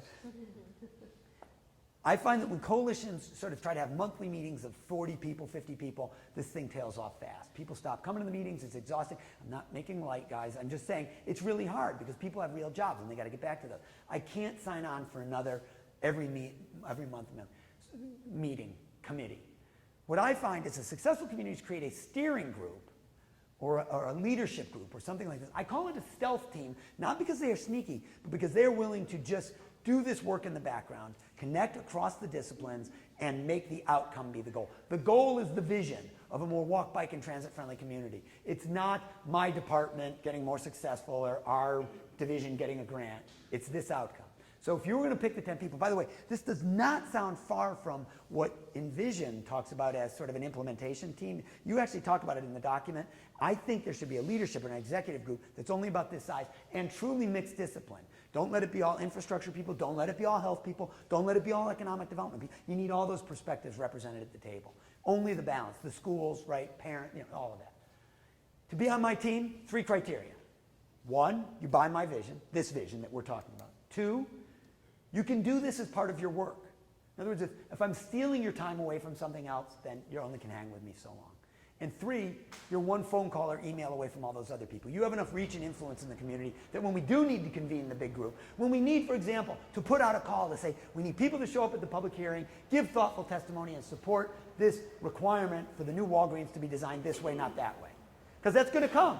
It's going to be a real thing. It's not a theoretical thing. Or we're going to make this developer not just do the sidewalks, but also connect the trail that's out, you know, the rail trail that's out behind there. Okay? They're the people that can get people in the door to do that. So again, embrace the vision, call it part of their job, and reach and influence. That's the first step. Make sure that really exists and that compact group exists. Don't try to keep convening 30, 40, 60, you know, an entire coalition. Instead, create action teams that now go tackle specific ideas under the rubric of this stuff. So that's one of the exercises we're going through. We just, in East Bridgewater, tried to do that. Let's start to think about what are the concrete next steps so that you can say, I'm going to work on safe routes to school, if that's one of your areas, for the next 6 months, and I'm not signing on to go to a meeting for the rest of my life every month. I'm signing on to change how kids get to and from school because that's where my expertise lies and I can help that. Does everybody understand that subtle distinction? That will help you move forward on this stuff. So to that end, implementing your master plans. You guys have a lot of really juicy stuff in these documents. So I'm hoping most of what you're saying is, God, this guy is boring. Everything he said I already know and we've envisioned as a community. That's a giant victory. And I think a lot of it is there. I'm obnoxious and pushier. I want more. And I don't accept incremental change. That's the difference. It's got to be systematic. You can't just get 1 or 2 fixes here or there. You need this to be the new way of doing things. Because here's the deal. When you look at the photos in those planning documents and what you talk about, your community saying this is what we value, this is the kind of stuff they say. right? It's these kinds of images. Envision very specifically talks about sustainability and communication and connectivity as two central theses to the whole document. The whole document, these themes run through. Connectivity, again and again, pedestrian and bike access, whether it's in the transportation or in the land use or in the recreation and trails chapters, it comes up again and again. Same for the master planning documents from Stoughton. You see things like sustainable growth, reviving the downtown center. How about improve highway business corridors? That sounds to me like the very kind of work we were talking about on 138. Make it feel more like a village, not like a drive through at 45 miles an hour. Protect and enhance neighborhoods. Maintain the green character and sense of place. I mean, everything we've just said, all of the things in those documents aligns with what we've talked about. You don't show pictures of these places in your planning documents. There's a reason. Because when you do the visioning with your residents, they don't say, what we need is more of that. Wide roads that move traffic fast and have big, single-story cinder block structures set back from the road. Have I said anything that's untrue? I want to make sure. Okay, so if you have license by virtue of the planning processes, now start to have the guts to do the really hard part, this is the hard part, to say no. See, it's not the saying yes that's hard. When somebody comes in with a really cool design and says, I'm ready to do a mixed-use, multi-story, retail and first-floor housing above, like the cool project we were just on, yay, we can say yes. But what about when the person says, I want to do another CVS, setback from the road, giant parking lot out front, You have the guts to say no. To say, would you work with us on a better design? Because I don't give them a blanket no. I say, yes, come to our town. We're ready for you. We'd love to have the economic development. Could we do it this way? Okay, does everybody get the difference there? Are you willing to say no to the bad stuff, to bad design? Because this is doable. That's not Portland, Oregon, communist enclave. It's Reading, Massachusetts. I don't think known to be a communist enclave. Anybody? A lot of socialists up in Reading? They got that Walgreens. With, by the way, not a huge amount of parking. Some on-street out front, only a couple, and then mostly shared parking in a municipal lot out back. Much lower than what our standard zoning probably would have required. But it's in a very walkable, bike-friendly, literally bike rack right there. There's the bike rack. So to me, we do this in Situate. We're going to give you credit for that bike rack and take away some of the required surface parking that would normally go with that. When we're talking about residential, we're going to do less of the kind of, this is not what the market's demanding. We have an oversupply. Now, people will buy those because they think that's the best available, right? It's the big lot, sort of modern subdivision. But if we gave them more stuff that was on this scale, or this scale, or this scale, even up here, there are customers for that. Right? So we have to think about these things. Conserving open space, sidewalks on both sides, trail links required. Just build that into the ordinance. Every permit requires it. It's just a matter of course. As staff, we have to recommend it. Then as a community, we have to back them up. So when staff says so, the board goes there. An example would be communities across the Commonwealth, across the country actually, I've helped make a modest procedural change in the planning department, which is to do no more traffic impact analyses. You say, wait, no, that's a standard thing. When somebody's putting in a new Walmart, you got to do a TIA, count the number of motor vehicle trips it's going to generate, and then probably get the developer to help you pay for the turn lanes, the signalized intersection, all the stuff that has to go in, right? We do that all the time. Why wouldn't we at the same time say, also estimate the number of pedestrian, bicycle, and transit trips? And give us mitigation in those categories too. How about a sidewalk or a trail link? So in Bedford, Mass, housing subdivisions here, these are two separate ones that adjoin what is the extension of the Minuteman Rail Trail. It goes all the way out to Bedford now. It's not all paved all the way out. But they're working on it, and it's going to connect to their school complex, meaning these housing subdivisions will now have trail to their school complex, their middle school, because when the subdivisions were permitted, they required them to put these linkages, this one here and this one here, to the trail. Just as a matter of course, not negotiable. You're putting sewers in the ground and you're going to connect to the trail, and it's going to, by the way, long-term enhance the value of your subdivision. You win because people want this stuff. Okay, so this is a procedural change. You could go do this tomorrow. Many times this doesn't have to be voted. It could be done at the staff level. Your checklist has an MMTA versus a TIA. Do you guys understand this concept? This is a pretty important one. Sound reasonable? And you may say, well, we already do it. Formalize it. Call it that. And then work with the engineering and design firms to do it. While we're doing that, let's look for the links between subdivisions. Let's not just build the subdivision road and then the dead cul-de-sac. Is there another one on the other side? If we can't punch the road through, could we at least punch a trail through? And could we connect to the other valuable assets? I was amazed. It's interesting in Easton, especially because it's got that rural nature, a lot of your really cool stuff is kind of interstitial. subdivisions here and here, and you're talking about doing this, making those links. You showed me some of these. But those, sometimes the little quarter-mile connector that gets me to the farm, the open space, could be as important as being part of the Bay Circuit Trail, which is also cool. But the number of people that are going to do the Bay Circuit Trail all the way around is a tiny, tiny increment compared to the people that could walk and bike to school every day. So think about that as you think about these connections. Complete streets. You guys have officially adopted, Stoughton has one, right? You've officially said it, haven't you, or no? Your board's passed it. Has Easton officially adopted a complete streets? So I would recommend at least a resolution, whereas be it resolved. Complete streets fundamentally says, think of pet bikes, transit, motor vehicles all the time, but what it really says is level of service is not our only arbiter of the performance of a road. That's an engineering term, and historically we've done that. You need to know the state of California is beginning a movement that is moving across the country, and DOTs nationwide are talking about this, Gary. Back to your question about the DOT.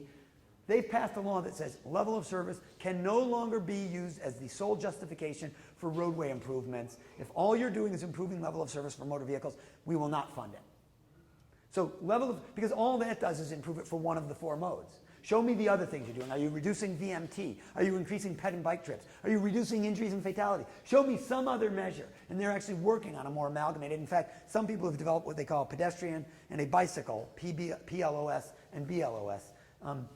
That's all out there. But the bottom line is we can't just count cars and say that was success. And we can do more creative things, which, by the way, we did centuries ago. So I couldn't help but be in Easton, and we looked at the little monument there. And I guarantee that was a circle once, right? In fact, you can see the remnant of the circle in there. And, it was what we now in the modern era call a mini circle. All over the country, we're actually putting, instead of, 4-way stop signs, mini circles like this to be neighborhood traffic calming. The cops out in Seattle call these DUI detectors, or DUI checkpoints, because the drunk now can't T-bone somebody blowing through a stop. What he does is he blows a tire when he rolls up onto the roundabout. So what it means is, yes, pass the policy resolution, but then get some demonstration projects on the ground, show that these can be what our new guidelines do, and do it all the time. In other words, never do another road, whether it's routine repaving. That project I showed in Urbana, Illinois, was part of their routine paving program. I want to be crystal clear. It wasn't special money. They were going to repave anyway. They did the analysis and said, when we do this work anyway, we're going to put the lines in a different place. We're going to add a couple of islands. And there were some cost implications, signalization, but it was not disastrous because it was part of an existing project anyway. So there are places to be doing that, and you guys were kind enough to show me some places where the interaction with the adjoining parcel really becomes important. So complete streets, make this a more complete streets intersection. Again, Center and Washington, but also when this parcel here redevelops, they're expanding the building and so on, thinking about pedestrian access from the sidewalk into the building and so on, those become really important, and that's when the complete streets really sink. So all the details. Here we are down, this is up near the Target here in Stoughton, right? And you were talking about this, that the fact that the crosswalk brings you right across, and how do we connect it to the front of the building? We thought about whether an actual raised crossing right through here might be, in other words, bring the walkway straight through. Didn't we do that, Ray? And we said, trying to direct the pedestrians around, they're going to keep doing what they're already doing, which is walking through these bushes and creating a goat trail. Why not actually bring them through? And, the cars are going 3 miles an hour through there at the gas pumps. So a raised crossing, one of those speed tables, would be totally appropriate. The point is, complete streets extend into the private sector. It's not just all the municipal obligation. But there are tools like these. Mark, this is going to cost a ton if we try to do it all tomorrow. Then don't. Then do things like use paint and temporary curbing materials and bollards and even removable things like planters. This is only in a neighborhood. You wouldn't put this on a high-speed street with a lot of volume. But in a little neighborhood to act as a traffic calming device, very effective. And we've seen planters and removable stuff used very effectively like that. And there are lots of places for it. I was just so struck when we went down and visited this location where the new residence is going in, how much activity. There's a huge retail complex. There's lots of stuff there. And yes, there's pedestrian. We saw 4 or 5 just in the 15 minutes we were down there. Remember? We said, well, nobody walks here anyway. Well, that's not true. And when we put a bunch of seniors into that housing, how many more would walk to get a cup of coffee? How many more? And where's the opportunity? You say, Mark, this is already done. We've done it. It's the giant parking lot. Well, here's an out parcel that could redevelop. If somebody were going to put a Starbucks there, that's a classic kind of a place a Donkey or a Starbucks would go, right? How could that be designed? Well, the building could be brought up to the street. There could be some of the street. Every Starbucks has got outside seating now, often sitting on a parking lot. Why not create a little green strip in front here, put that out in the front, Let them use. Do not require them to build any more parking because God knows there's enough. Ordinance might say you have to. Oh, they've got to provide 2 parking spaces per table, right? Tell me it doesn't. It's in the ordinance. I guarantee it does. Don't do it! If you hear one thing that I've said today, do not let whoever uses that out parcel build any more parking. Swear to God, show me a day when all the parking in the Shaws is full. And I will eat this slide advancer. Because you never will show me. You guys get my point, right? Let's bring rational thought to this stuff. That was my project. This one? Which? The assisted living, actually, we had to make an agreement with Shaw's to use some of their parking. Yay! So you didn't build lots of extra surface We parking. actually over-landscaped it. It was a plan. It's like magnificently landscaped. Great. And we created a gravel pad with landscaping Yep. over it for emergency parking. And you could have overflow parking on. We've done the same in Situate a couple times where we say only build half of it, structure, and that's costly to do the structured grassed area, but it's a huge win. And that's going to look beautiful when you're done, I think. And it's going to work. And those people are going to be able to walk this stuff. Because the building is up, it's, But one of the things we did was we tell them, assisted living parking isn't the same as it is Yep, everywhere yep, else. yep. Residents. Because you got people in wheelchairs. And, You can't get people to believe it because they will say, well, what about Thanksgiving when everybody visits their parents? right. And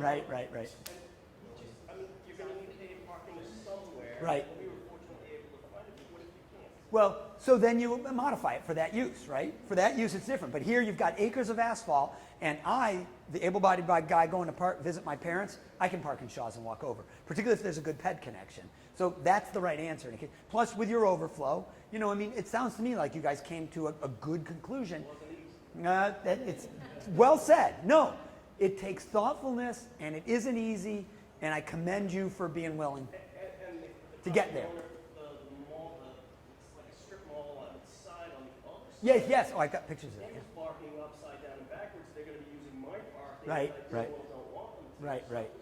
See, and sort of that's an interesting thing because frankly, he does want them to come and shop over there, though. Right. So maybe if I parked there and I went into one of his stores, I don't know if there's a florist there, but grab some flowers for what I'm getting at. In other words, I'm a potential customer, and we have to sort of get people to clear these hurdles. And to your point, it takes thoughtfulness and willing partners and all of it. These kind of developments are formulaic, like you were showing the CPS. Right. And how do we get those people that are making those decisions, like in the commercial sector? Realty, like the lenders. By the way, if their bank said, if you don't do it the standard way, we're not going to give you the grant, the loan, because they could do that. Where they do that with a big Walmart sometimes. How do we make this formulaic where it's pedestrian and bicycle and Well, obviously, because I've talked to commercial real estate developers who manage real estate Yeah. and who look for these areas and they all look for automobile oriented. Right. If you ask them to put a sidewalk, even internally, Yep. they fight, they actually right, because it's dollars. So my only point is the market is shifting, and there are ones who are already doing it and making lots of money. They're the ones who are sort of coming there kicking and screaming, or if we work with them and sort of show the transitional models, and there are ones who are saying no. And I mean, this is going to sound insane. The ones who say no, then don't permit it. In other words, at some point you put it into ordinance, because I find this, once it's in ordinance, it's much easier for them to say, okay, I know what expectations are, and most developers want the fastest path to permit, right? And as long as they don't think it's going to totally undermine the project, make it a complete failure, right? And some will argue that. Well, I need the 7 parking spaces per 1,000 out front because people have to see it when they drive by. But people are evolving beyond that. And the ones who are there, I think, are the ones who are going to get left behind. So you've got to be a community that invites and works with the ones that are at the next level. And I also think more systematic planning helps that. So you don't end up sort of spot fixing that one, the residences, but having the strip mall next to it and those. Rather, imagine if there were an area plan for that part of Easton, right? That sort of acknowledged what the long-term goals was, makes all these connections, says our goal is going to be plenty of parking, but it's going to be in pieces that are centrally located and well connected, and where we need it, okay, we do need a handicap HP access, and so we're going to put additional there.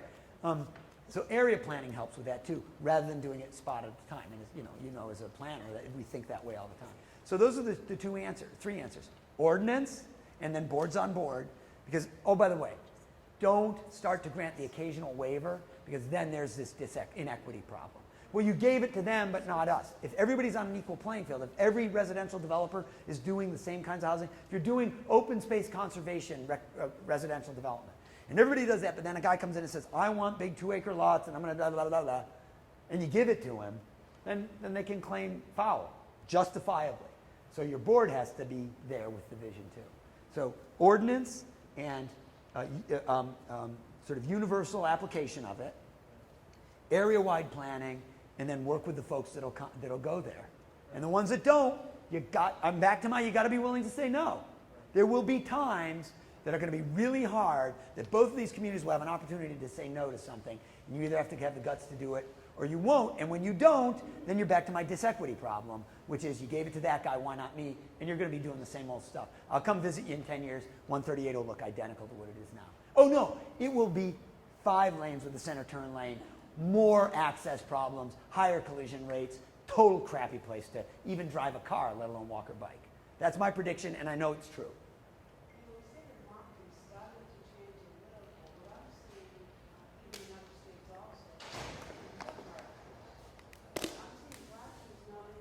Yeah. No, liquor stores. That's such a classic. I got pictures of a store in Colorado.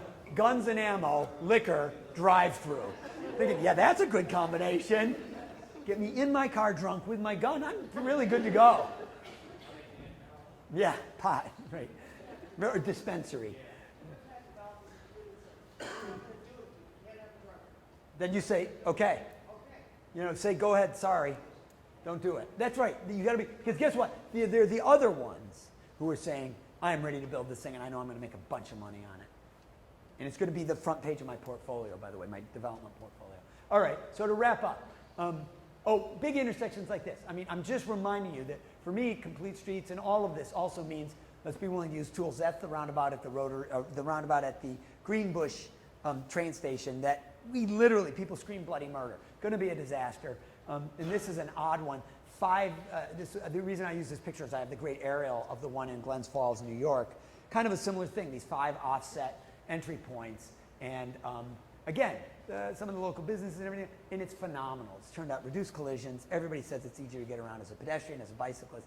But it takes 2 years afterwards, and we have to forget I was the guy who said this is going to be a total disaster. So I'm just, sort of giving examples of the evolution. Trails. Just want to make the point. I think there's a huge opportunity for these to be a critical part of the transportation network. You're doing very good work on them, but think about connecting 2 destinations. There's research that says the most used sections of trails are not the beautiful, pristine sections out in the wild. They'll get the occasional recreational users. Where you see a lot of traffic is when they connect to the sidewalk, street, and a bike lane and transit network, and where they get you to destinations. And putting in trails, we know the NIMBYs, the not in my backyards, are going to show up. The bananas, that's the build absolutely nothing anywhere near anything people. And then the caveman, who is the citizen against virtually everything. They're all going to show up and tell you weirdo men with mustaches walk on these trails and lurk behind our homes ready to steal our televisions.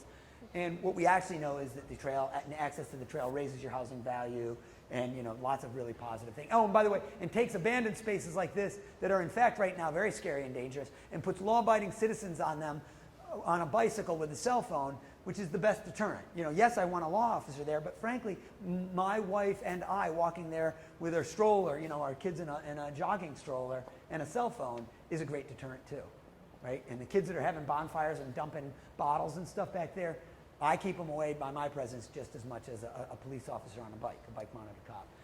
I throw the rail line in only because with rail potentially extending down to Easton, I will tell you that when we in Situate had the rail come in, I worked hard to try to get what's called rail with trail. There's now work happening on that where we put rail lines adjacent to the corridors.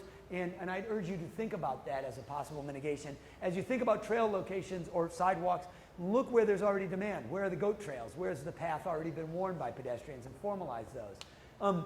But I would say that trails can get us linked to transit better too. And in general, improving access to transit's got to be a long-term goal. You've got these cool historic structures. Stoughton already has rail service. Some communities are doing, sort of circulator shuttles that serve the transit station, which you do have in Stoughton, right? BAT does some of that, right?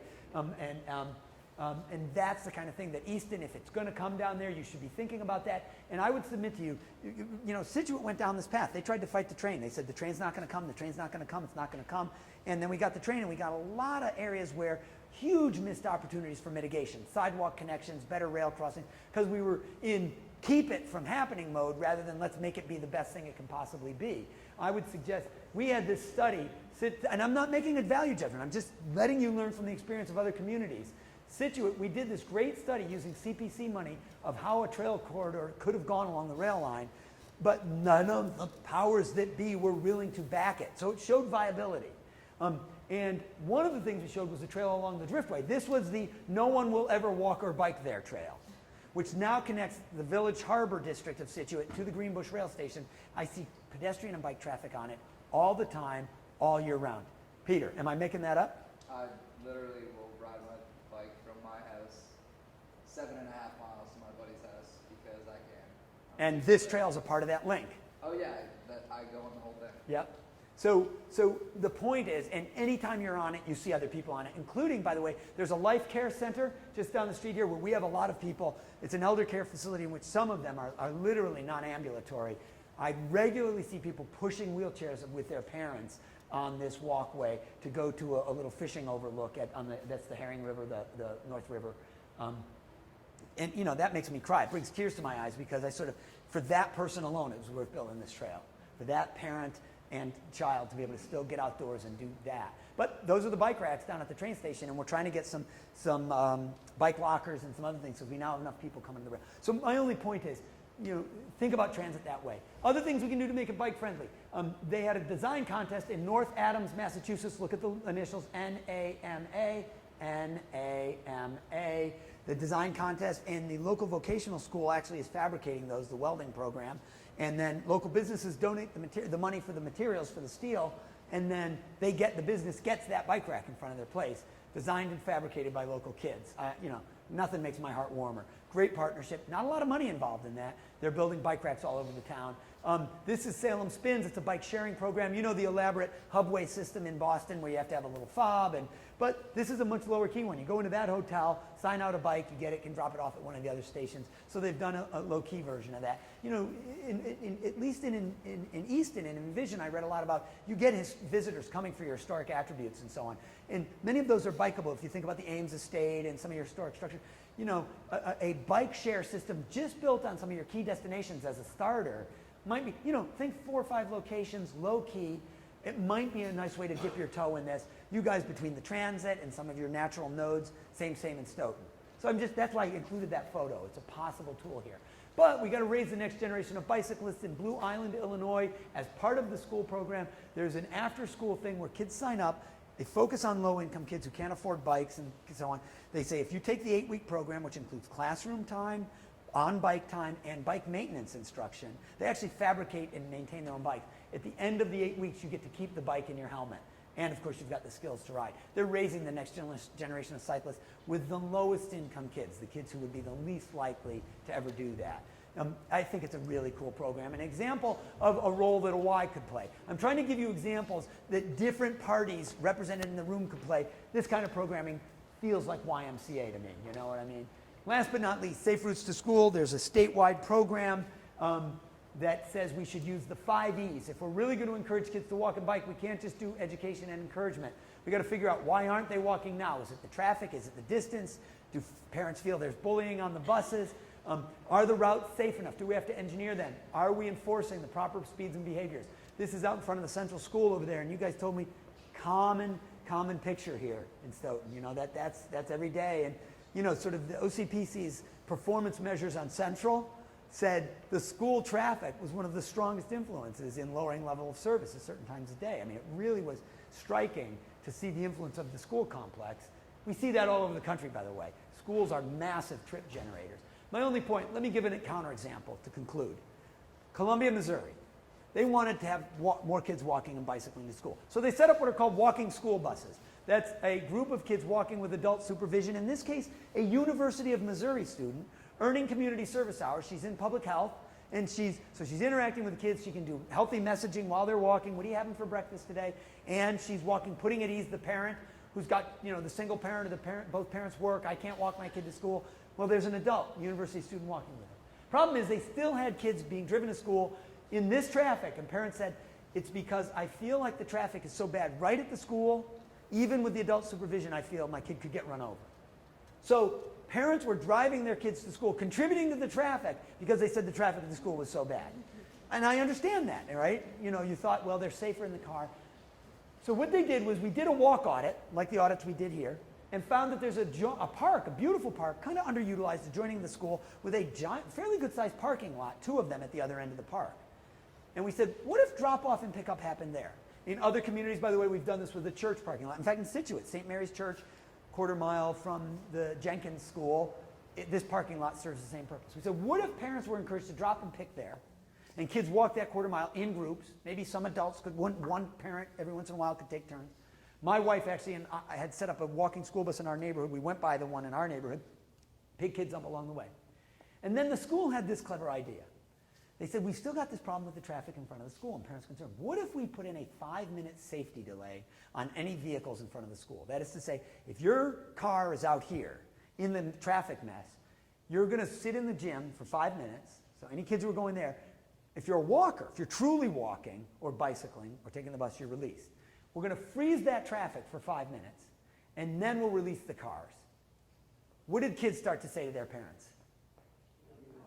There's no way I want you picking me up in front of the school. I got to sit in the gym for an hour at the end of the day. Now, it was 5 minutes. It literally was. But to a kid, that's infinity at the end of the school day, right? So they said, let me at least walk with the group across. Pick me up at the other side of the park, Mom. Or let me walk home with the walking group that's going to my... So in other words, the policy associated with... In other words, you got to do all the pieces, right? And got to be willing, again, to say no. So what we, in this case, the no was, no, cars pulling through the driveway aren't going to be our first priority. They're going to be our 4th priority, after the pedestrians, bicyclists, and bus, getting them off the ground safely. And by the way, safety was the whole justification, because I got to tell you, a parent that's picked up in that chaos and sat in a line is frantic to get out. They are insane driving out of the driveways. No, seriously, they are so frantic after having sat in that line, white-knuckling it. So they're very dangerous to the pedestrians. So freezing those cars is actually a great safety. We found the law enforcement guys were very on board with this. They said, we would be delighted to not have those cars moving when all the pedestrians are trying to cross at the same time. Our crossing guards are like in a free fire zone out there. So it ended up being a really positive thing. And everybody worked together on it. In other words, law enforcement. Okay, so you get my point. Every example I've given, there's an interdisciplinary component. I am a raving froth-at-the-mouth lunatic. I get that. You think, this guy's a nut. He's talked for an hour and a half nonstop. He's insane. And frankly, it's not for any of you. It's not for Lauren and Leah, who I love. They're wonderful people. I love the great work they're doing. It's not for them. Who is it for? Who do we have to do this for? Those are my kids, who I told you are 17 and 19, but I've frozen them in time at 3 and 5 when they were really cute and couldn't drive yet. Trashed my car. Because I've really frozen them to remind me they're part of the first generation that's going to have statistically shorter life expectancies than their parents. It's estimated in the New England Journal of Medicine 2 years shorter than us. Not because of Ebola, guys. It's not avian flu. Sedentary lifestyles and poor nutrition. It's going to be things like cardiovascular disease and type 2 diabetes. You can say, well, not my kid. My kid's in sport. That's a crud attitude. If we know as a generation we are sentencing them to that, we got to do something about it. And getting my kid in sports doesn't solve the problem. We got to rebuild a world for free-range kids. So that's why I'm a frost-in-the-mouth lunatic. Because you guys have said you want to. That's what amazed me. When I dug into your materials, both of these towns have said, we actually want to do this.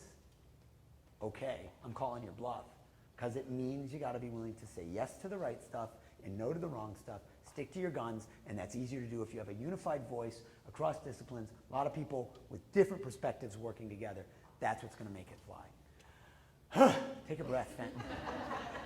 But it doesn't help that, so going back to the Walgreens, doesn't it help like Stoughton and Easton have Oh, brilliant. Really important point. That's why I'm so psyched about Old Colony thinking regionally. If East Bridgewater, Stoughton, and Easton, at least for a start, if those 3 communities in this area are all speaking the same language, then when Mr. Developer comes and says, do it my way, and you call them and say, I really want the building, we don't need another drive-through, whatever your call is, they say, fine, I'm going to go to Easton with my application. And then you guys say the same thing, all of a sudden, they say, wow, the landscape's different here. And That's absolutely right. So important. That's a really important point. So that's why I think coordinating and thinking about both passing complete streets resolutions. Oh, by the way, DOT, even the state agencies, when they start to see that kind of regional level stuff, and that's where OCPC can play a role in sort of saying, it's very clear as a region, we're ready to do this. We're moving in this direction. By the way, we've got a nice little circulator. We've just started with GATRA, a circulator to get our people to our train station. So, that model's out there. And get, sort of thinking as far as that kind of regional tools and techniques and having some unity around them, very beneficial. Thanks for saying that. Other thoughts, questions, comments, protests? Are you going to make the presentations available to us? Yeah, and they videotape, so the presentation, they'll have a version of it they can put on, and I'll give you like a PDF of the slides, so you can put it up on maybe the WISE website. Could you do it on the Healthy Living? So yes is the short.